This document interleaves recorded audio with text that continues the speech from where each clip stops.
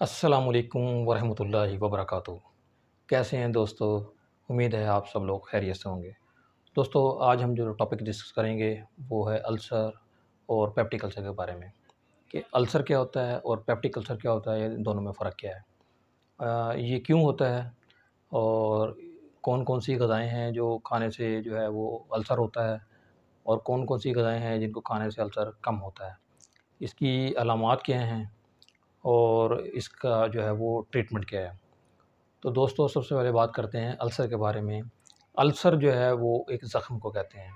अगर मैदे में अगर हमारे कोई ज़ख्म हो गया है, तो हम उसको कहेंगे कि इस मैदे में ज़ख्म हो गया है, यानी गैस्ट्रिक अल्सर हो गया है। या हमारी जो एसोफेगस है, जो फूड पाइप है, जो स्टमक से अटैच होती है, जो स्टमक से जो जहाँ से अटैच होती है, शुरू होती है, वहाँ पे अल्सर आ जाए, या जो स्टमक जो है जहाँ से ख़त्म होता है, तो छोटी आँत शुरू होती है जिसके 3 पार्ट होते हैं, डिड्यूनम, जीजुनम, इलियम। जो पहला पार्ट है उसमें डिड्यूनम में अल्सर हो जाए तो हम उसको कहते हैं डिड्यूनम अल्सर हो गया। और अगर डिड्यूनम अल्सर है और साथ में गैस्ट्रिक अल्सर भी है, तो हम उसको कहेंगे कि पेप्टिक अल्सर है। ये मेजर डिफ़रेंस है अल्सर में और पेप्टिक अल्सर में। ये आपके गैस्ट्रोएंटरोलॉजिस्ट जो है वो आसानी से डायग्नोज़ कर लेते हैं इसको, कि इसको पेशेंट को जो है वो सिर्फ़ अल्सर है, गैस्ट्रिक अल्सर है, या इसको पेप्टिक अल्सर है। यानी मैदे में भी अल्सर है और उसको डिड्यूनम में या एसोफेगस में अल्सर है। दोस्तों, होता ये है कि हमारे जो मैदा कुदरत ने बनाया है, उसके अंदर जो है वो हाइड्रोक्लोरिक एसिड होता है, जिसे नमक का तेज़ाब कहते हैं। ये तेज़ाब जो है वो क्या करता है, जो ग़िज़ा हम खाते हैं, जो हमारे मुँह से हम उसको चबा के एसोफेगस से गोले की शक्ल में हम उसको स्टमक में भेजते हैं, तो ये एसिड जो है वो अपना काम शुरू करता है। ये सबसे पहले जो है ग़िज़ा को एंटीसेप्टिक के तौर पे काम करता है, यानी उसके साथ कोई जरासीम आ गए हैं, कोई जर्म्स आ गए हैं, तो ये सबसे पहले उसको किल करेगा, फिर उसको सॉफ्ट करेगा। सॉफ्ट करने के बाद जो है वो इसको छोटी आँत की तरफ जो है स्मॉल इंटेस्टाइन में पुश करेगा, जहाँ पे छोटी आँत के जो आखिरी हिस्सा इलियम होता है, वहाँ से ये ब्लड में अब्ज़ॉर्ब हो जाएगा, और ये सारी न्यूट्रिशन जो हम ग़िज़ा हम खाते हैं, न्यूट्रिशन जो है वो डाइजेस्टेड फूड की शक्ल में वो हमारी ब्लड में अब्ज़ॉर्ब होगी, और ब्लड जो है वो कैरी करके लेके जाएगा पूरी बॉडी में, जहाँ-जहाँ न्यूट्रिशन रिक्वायर्ड है, वो न्यूट्रिशन जो है उसको सप्लाई करेगा। ये तो हमारा डाइजेस्टिव सिस्टम का जो है पूरा सिस्टम मैंने आपको बताया। अब हाइड्रोक्लोरिक एसिड जो है वो क्या होता है, इसकी अहमियत क्या होती है? हाइड्रोक्लोरिक एसिड जो है वो मैंने आपको बताया है कि हमारे स्टमक में इसकी प्रोडक्शन होती है। जब ये ज़्यादा क्वांटिटी में जब पैदा होता है, तो ये क्या करता है कि जो स्टमक की जो प्रोटेक्टिव लेयर होती है, यानी यूँ समझ लें कि अगर तेज़ाब की एक बूँद हमारी स्किन पे पड़ जाए, तो वो उसको वो जला देगा, गला देगा। लेकिन इतना ज़्यादा हाइड्रोक्लोरिक एसिड हमारे स्टमक के अंदर अवेलेबल होता है और हमारे स्टमक को कुछ भी नहीं होता। तो ये कुदरत ने एक प्रोटेक्टिव लेयर बनाई होती है। ये इसी तरह से है जैसे आप खाँसते हैं, तो एक म्यूकस जो है वो आपके मुँह में आता है, व्हाइट कलर का होता है। तो ये जो है म्यूकस की ही बनी हुई वो वॉल होती है स्टमक की, जिसको हम क्या कहते हैं, म्यूकस मेम्ब्रेन कहते हैं। ये इसकी प्रोडक्शन करती है एचसीएल से स्टमक को। इसके अलावा जो है इसमें जो है वो प्रोस्टाग्लैंडिन जो है वो मौजूद होते हैं, जो कि अल्सर को हीलिंग होने में मदद देते हैं, यानी कि ये एसिड के ख़िलाफ़ जो है वो लड़ते हैं। एक तो लड़ता है म्यूकस मेम्ब्रेन, और दूसरे नंबर पे जो है वो प्रोस्टाग्लैंडिन है। ये एसिड के ख़िलाफ़ जो है वो लड़ता है, उसको म्यूकस मेम्ब्रेन को जो है वो हील होने में मदद देता है।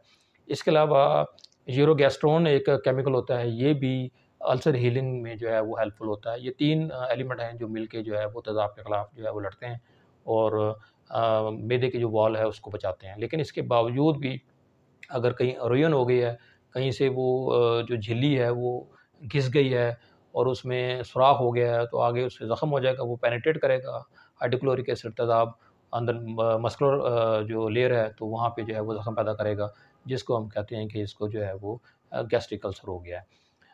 इसके अलावा जो है मैंने आपको बताया कि स्मॉल इंटेस्टाइन का जो फर्स्ट पार्ट है, डिड्यूनम है, वहाँ पे अगर कोई अल्सर हो जाए या जिजुनम में हो जाए, तो इस तरह से जो कंबाइंड इफ़ेक्ट है, इसको हम कहेंगे कि इसको पेशेंट को जो है वो पेप्टिक अल्सर है।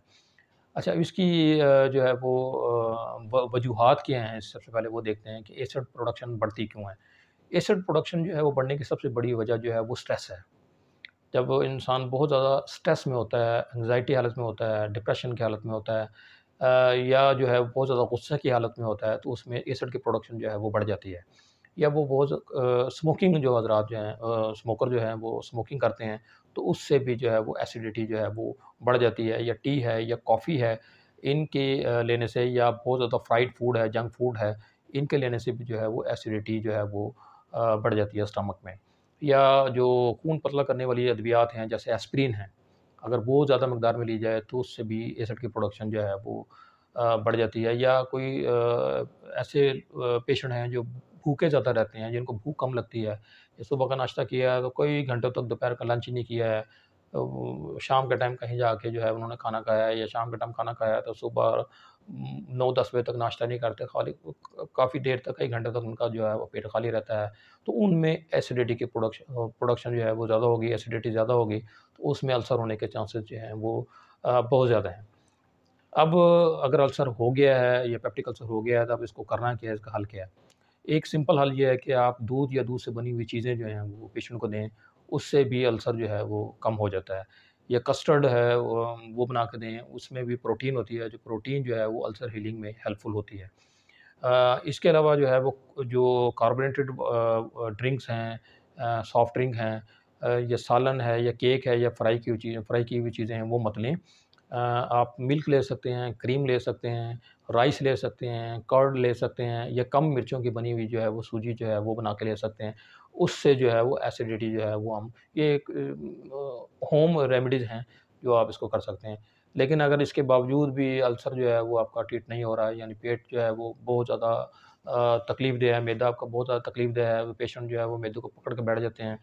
तो देखते हैं कि उनमें बाज़ औक़ात इतना ज़्यादा एसिड की प्रोडक्शन होती है कि वो ज़ख्म इतना ज़्यादा होता है कि उसमें जो है वो ब्लीडिंग होनी शुरू हो जाती है। जो जो स्टूल पास करता है, तो वो बड़ा ब्लैकिश किस्म का स्टूल पास करता है। जब उसको एग्ज़ामिन करते हैं लेबॉरेटरी में फ़िज़िकल टेस्ट से, तो पता चलता है कि इस पेशेंट को जो है वो बड़ा सीवियर किस्म का गैस्ट्रिक अल्सर है या पेप्टिक अल्सर है।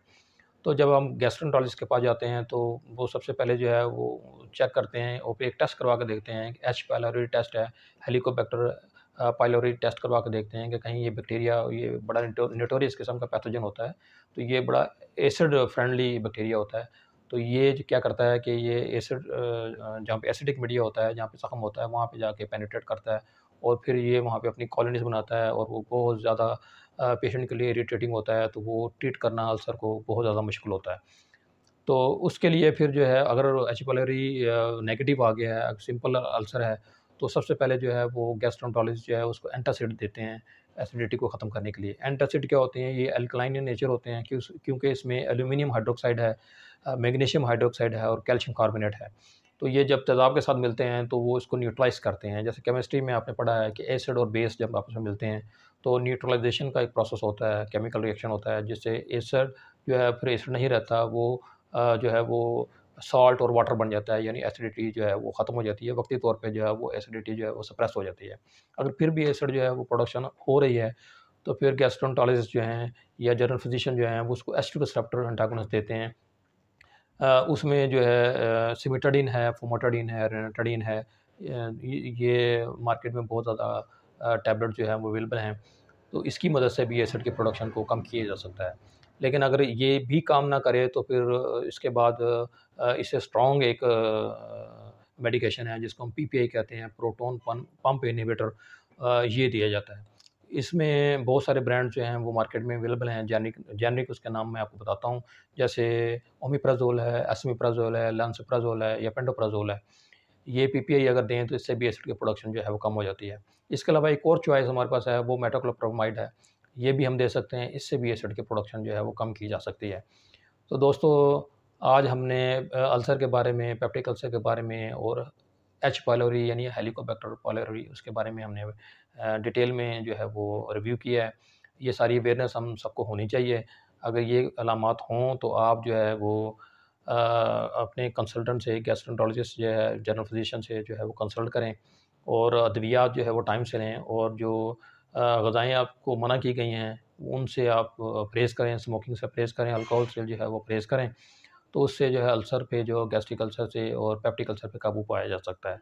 दोस्तों, अगर आज की वीडियो आपको पसंद आई है, इसको लाइक करें, शेयर करें और सब्सक्राइब करें, और बेल आइकन को प्रेस करें, ताकि हर नई आने वाली वीडियो सबसे पहले आप तक मिल सके। आपका बहुत शुक्रिया। अल्लाह निगहबान।